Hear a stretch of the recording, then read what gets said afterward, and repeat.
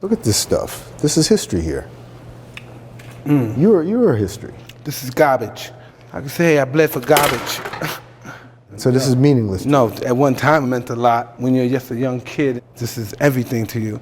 But then you realize your priorities change. Boxing has become unbearable to watch, to follow, and even to understand.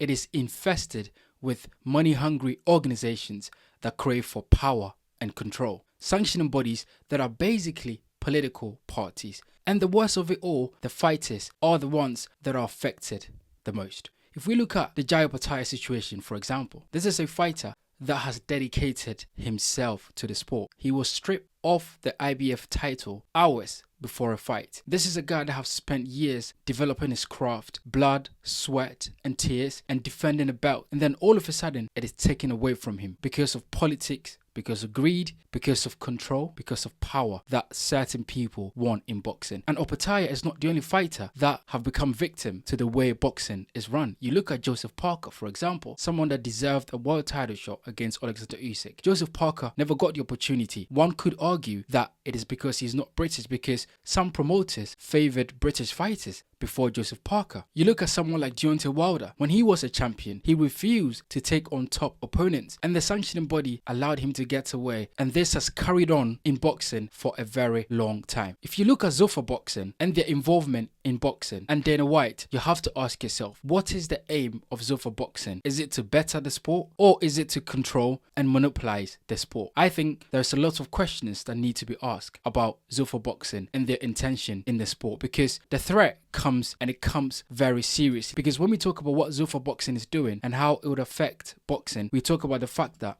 it affects the Muhammad Ali Act.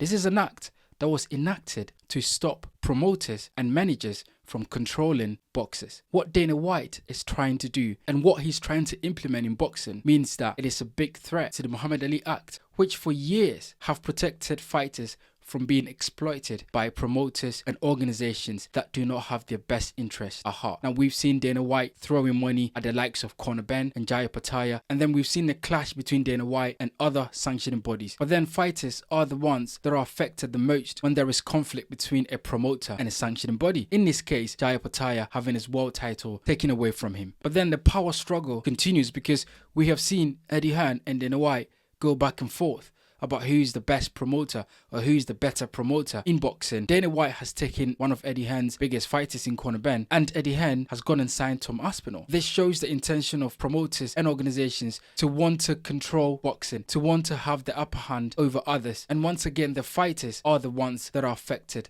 the most. The struggle for power and control in boxing never ceases to end, because recently and allegedly we have seen that Frank Warren is not happy with the way he was treated by Sella and TKO, and as a result he's planning to sue for $1 billion. And this is because allegedly the contract that was signed between Frank Warren, Sella and TKO was not honored, and Frank Warren feels they've gone behind his back and set up a new company, which he does not agree with. And then you have the sanctioning bodies, who are basically political parties in the way they are run. You've got the WBA, WBC, IBF and the WBO, and most of the times fighters that deserve the opportunity to fight for world titles are left in the dark. And it's all about politics, it's all about name, it's all about commercial and money. And if you don't have the right promoter behind you, you're left behind. Fighters have not gotten the world title that they deserve because nobody cares about them, because they are from a country or a place where there's not much engagement or audience behind them. Instead of getting the opportunity to prove themselves, they are left in the dark. And this keeps happening again and again. Boxing is at a pivotal place in its history, especially